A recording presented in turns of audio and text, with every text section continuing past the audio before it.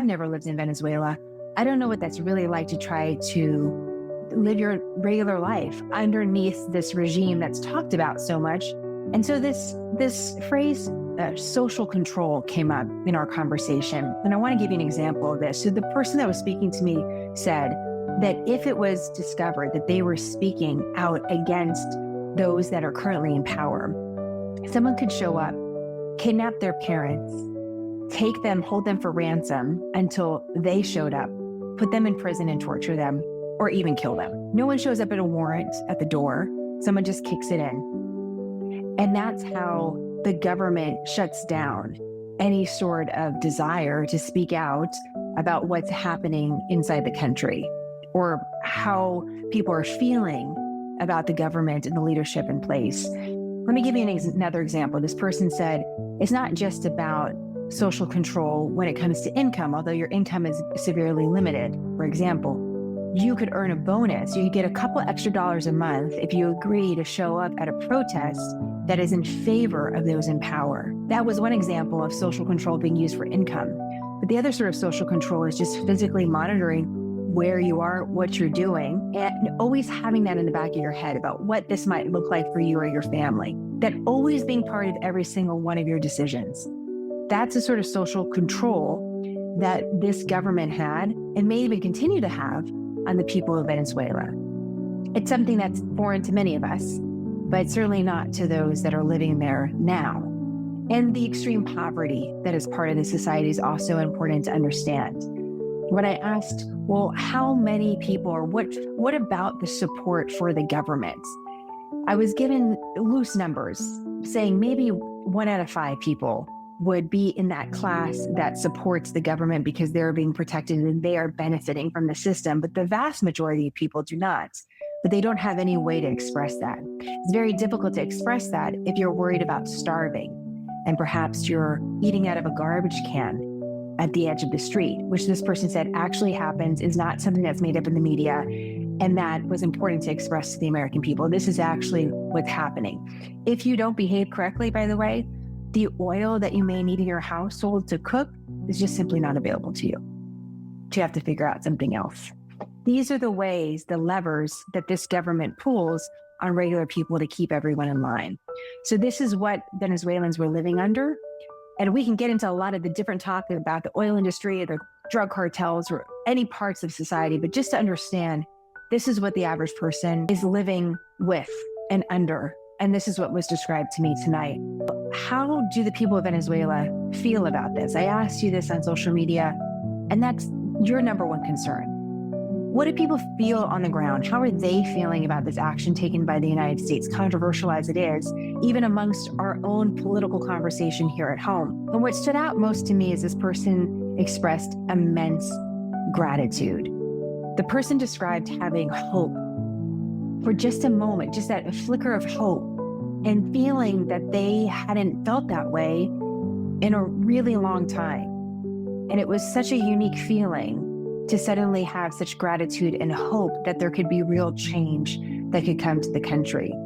2 things that stood out about this conversation that were expressed that it did not even cross my mind, perhaps as an American, and that I really want to relate to you because I thought they were so interesting. I asked about, well, how does the Venezuelan people feel about the United States of America coming into their country and then taking someone out of their country? What does that actually feel like? You know, what do people feel about that action?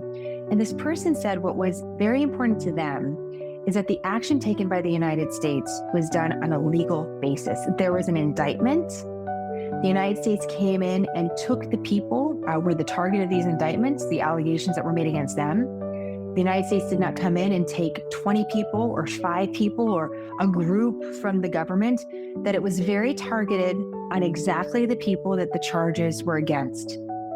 And that now those same people would be taken to a court of law in the United States where they would actually receive a fair trial.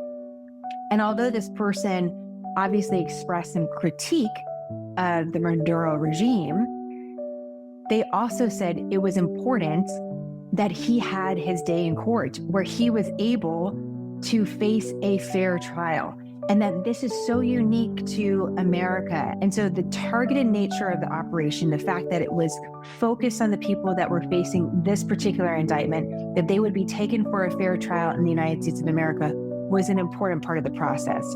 Process also came up in another way, because I asked about the future. Well, if the Venezuelan people feel some gratitude and hope and excitement about perhaps some change, what about the process? What about the vice president of Nicolas Maduro getting on television talking about continuing the government as it is? What concerns do people have? And this person said there has to be an orderly process of transition, and the people that were even attached to Maduro, even with the negative connotations that they have, likely have to be part of that process in order for the change to actually happen. The person said they would not be surprised if starting next week that martial law was declared. There's already a curfew, by the way, in Venezuela right now, that there could be a martial law of some sort established for several months, even as the leadership figures out the next steps with the United States. But that they themselves were not overly concerned with that this wasn't going to happen overnight. And I expressed, well, if I was there, I just would want the change to come in. I want all those people gone, and I want the wildness. I want that kind of wild chaos to take place, where there's going to be someone new in power next week, and that people are going to be free on the streets to say exactly what they want. And this person says to me, well, that's because you're American and you know what it's like to be free. For us, this process is going to be important as we figure out our next steps. By the way, you might find this exchange interesting. I felt my American perspective in this question as well. When I said to this person, well, how do you feel about the images of the video coming out of Nicolas Maduro in the custody of U.S. law enforcement?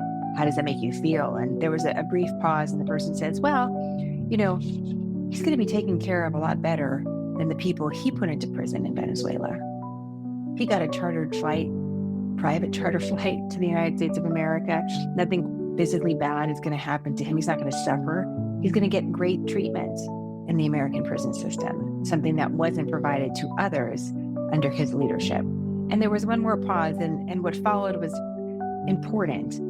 This person talked about a reckoning needing to happen, justice needing to happen for the last several decades of what's transpired and the pain caused to the Venezuelan people, but also an openness to reconciliation at some point, where there could be even forgiveness, maybe not right now, but some point in the future. And I think this speaks to the complex nature of the dynamics at play. You have the Venezuelan people that are very proud of their culture and the potential for their country yet again, but there's all sorts of emotions. So as I leave you with this final thought, it's just a reminder, this is one perspective. There's millions and millions of people in Venezuela, and they all have their own story and their own thoughts about what took place. So we want to value what we heard tonight, and also know that there's going to be a difference of opinion as well. We have to remain open to that too as we report out this story. But I loved this final sentiment that I was left with, which is that we could all be witnessing a new republic in the making, and that many things will change in the future, this person said, but that change had also happened just in today. And I loved holding those two thoughts together, knowing that there's a lot of ways that this story is going to develop. And also, change happened on January 3rd, 2026.